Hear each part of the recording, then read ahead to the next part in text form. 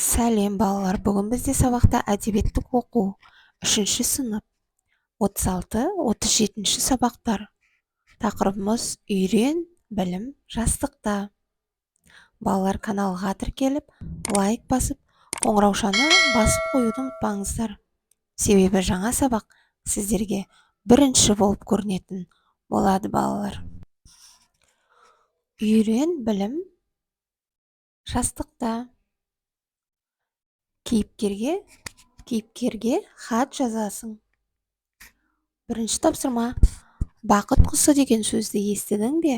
Ол қандай болады? Сипаттап айт. Бақыт құсы көбіне ертегілерде кездеседі. Ол адамдардың арман тілегін орындап, оны бақытқа жетелеп. Яғни, барлық арман тілегін орындап, бақытқа жеткізеді деген мағынаны білдіреді. Екінші тапсырма. Ертегіні түсініп оқы. Бақыт құсы. Ертегі. Әке, деді бірде Әмзе сапардан оралған әкесіне. Маған бақыт құсын сатып әперші. Кезекті сапарына жиналған әкесі мақұлдады. Әмзе әкесін ұзақ күтті. Араға айлар, жылдар салып, оралған әкесі: таппадым, балам. Бақыт құсы еш жерде сатылмайды екен, деді. Ендеше өзім іздеймін. Әмзе жолға жиналды. Ол жұмысқа қырсыз еді. Құдықтан су тартуды да білмейтін. Жастайынан ерке өскен, өзі айтқанынан қайтпайтын. Сөйтіп, ол бақыт құсын іздеуге шықты. Жол ұзаққа созылды. Артта талай көл, талай ел қалды. Кезіккен адамдардан бақыт құсының қайда екенін сұраудан жалықпады. Әмзе шашына қырау түсе бастаған кезде ақ сақалды бір қария кезікті. Қария жолаушыны күтіп сый көрсетті. Не шаруамен жүргенін сұрады. Әмзе бақыт құсын іздеп шыққанын айтты. Қап, деп өкінді қария. Бақыт құсын қолыңнан ұшырып алыпсың-ау. Жоқ, деді Әмзе иландырып. Мен бақыт құсын кезіктіре алмай жүрмін. Жолықтың, бірақ танымадың. Қашан? Қалай байқамай қалдым? Сен оны байқайда, бағалайда алмадың. Бақыт құсы жас кезіңде қонған еді. Әлде балалықпен байқамадың ба? Айтайын, жолаушы, сен бақыт құсын босқа іздеп шаршадың. Ол адамды өзі іздеп келеді. Сен жас кезіңнен еңбек істесең, бақытты содан табар едің. Енді кеш. Өйткені сен өміріңнің жартысынан көбін адасып жүріп өткіздің. Енді ерінбей еңбек етуге үйрене алар ма екенсің? Бақыт құсы тек еңбек құмарларға ғана қонады. Сондықтан бақыт құсы сенен ұзап кеткен. Өкініш өзегін өртеген Әмзе бармағын тістепті. Авторы Ыбырай Алтынсарин. Балалар, енді келесі тапсырма түсіндірме сөздіктермен жұмыс жасаймыз. Қырсыз деген сөздің мағынасы жалқау, икемсіз деген мағынаны білдіреді. Ал қырау түсе бастаған кез, қартая бастаған шақ дегеннің мағынасы. Үшінші тапсырма, ертегіден көкейіңе не түйдің? Яғни, ертегіде адам баласы өте еңбекқор болу керек екендігін, сол арқылы ол өзінің бақытын табатындығы әңгімеленген, балалар, ертегіде. Төртінші тапсырмада бақыт құсын қайтару үшін Әмзеге қандай кеңес бересің?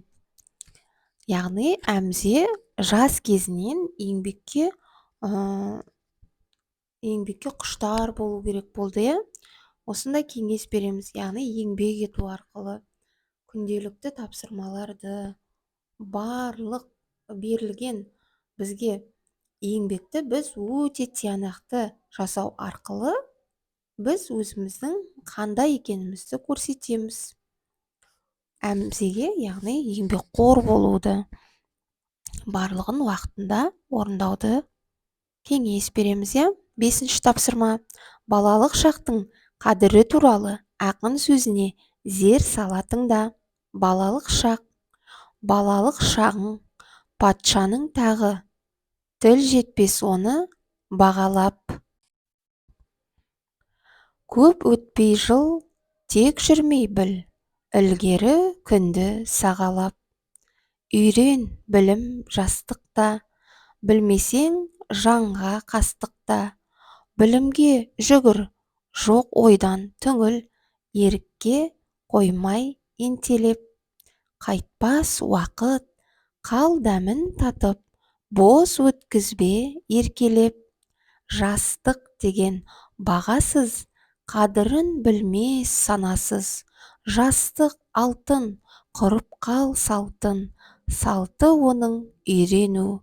Өнер қуып, бел бекем буып, надандықтан жирену. Мағжан Жұмабаев, иә балалар, авторы.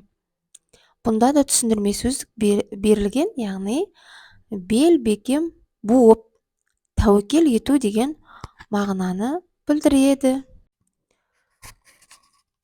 Алтыншы тапсырма. Түсініп оқы. Өлеңнің авторы туралы әңгімеле. Мағжан Жұмабаев, ақын, жазушы, педагог. Мағжан Жұмабаев 1893 жылы Солтүстік Қазақстан облысы, қазіргі Мағжан Жұмабаев ауданында туған. Өлеңдерімен қазақ жастарын оқуға, білімге, өнерлі болуға шақырған. 1938 жылы дүниеден озған.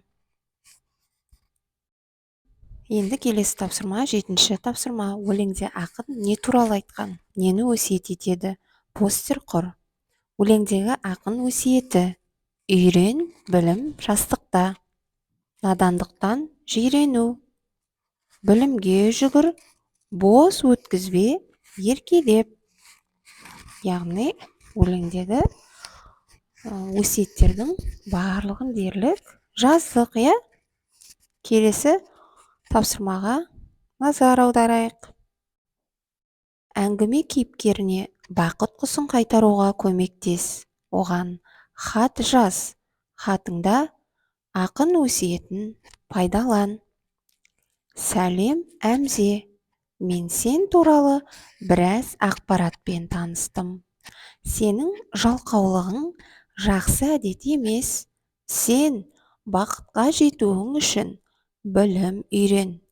Әр уақытыңды босқа өткізбе. Надандықтан жиреніп, білімді болуға талпын. Сен өз мақсатыңа жетеріңе сенемін. Балалар, осымен бүгінгі біздің сабағымыз аяқталды. Сау болыңыздар.